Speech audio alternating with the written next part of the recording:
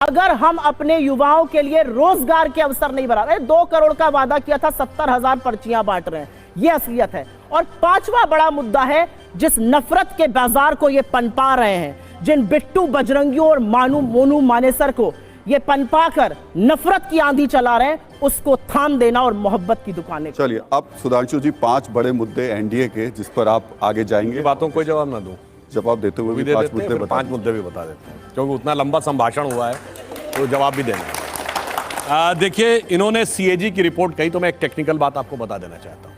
बहुत साफ बात है, सीएजी में जो भारतमाला प्रोजेक्ट में किसी भी रोड के कंस्ट्रक्शन की बात होती है तो उसका कोई स्पेसिफिक नहीं, जेनरिक कॉस्ट होती। मैं उदाहरण से बताना चाहता हूँ। ये बताइए, समुद्र के किनारे खाली सड़क पे रोड की कॉस्ट वही आएगी और दिल्ली में एक्विजिशन करने के बाद रोड की कॉस्ट वही आएगी, और वो एलिवेटेड एक्सप्रेसवे पे जिसमें 4 फ्लोर एलिवेटेड जाएगी, कॉस्ट वही आएगी। यानी ये तो कहने की बात हो गई कि भाई पर स्क्वायर फुट कॉस्ट इतनी होती, 1 मंजिल के मकान की भी उतनी होगी और 4 मंजिल के मकान की भी उतनी होगी। ऐसा तो नहीं होता ना।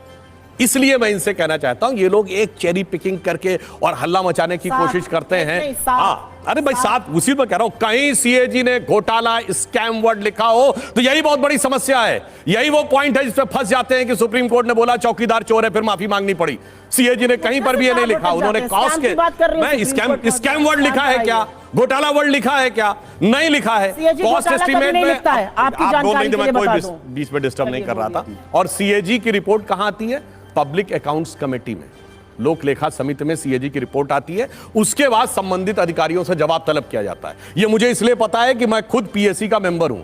पीएससी का चेयरमैन कौन है? अधीर रंजन चौधरी, कांग्रेस के नेता प्रतिपक्ष।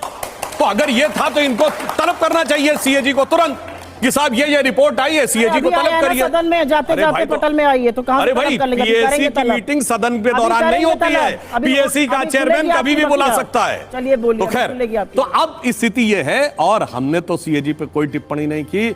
युवा पीढ़ी को नहीं याद होगा, पर पुराने लोगों को याद होगा। हम लोग तो बच्चे थे जब बोफोर्स के मामले पे खरीद को लेकर तत्कालीन सीएजी ने पॉइंट आउट किया था, तो कांग्रेस ने जानते क्या बयान दिया था?